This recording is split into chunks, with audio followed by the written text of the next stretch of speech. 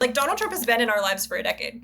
And if you haven't figured out by now that the correct response to him is to punch first, okay. Well, and punch with your message. Yeah. Like anytime that, like, if you are clapping back at Trump, you are literally responding to a framework that he created. Mm-hmm. So you are never, and with a lot of politicians, you might be able to work because they're not that great at messaging and their staff is panicked and they don't know what to do.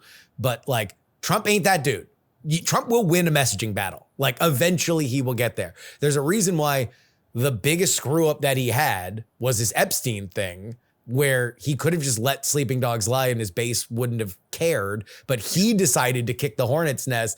But he was clearly uncomfortable talking about it, and that made it painful for him.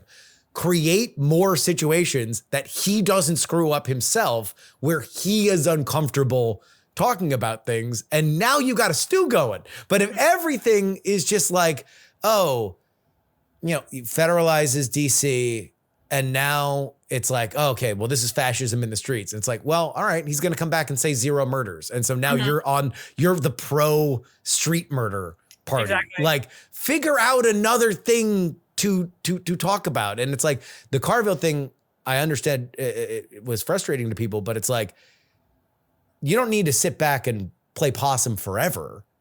Just don't engage with every little dumb thing that he has to say, and instead talk about issues that I think you're good on, but I don't know. Well, because when we do that, when we engage with everything that he says, then we are just constantly sounding like the party that really wants to preserve the status quo.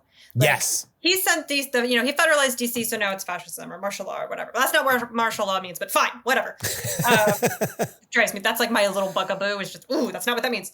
Yeah.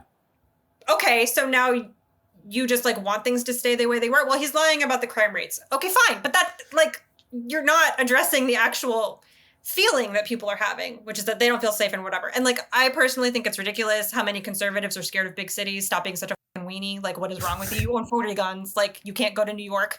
God, I've never seen a more beta group of men, but whatever. But like, that is still a real feeling that exists in the country, that crime is not controlled. So we're not responding to America. We're responding to Trump. And that is the problem.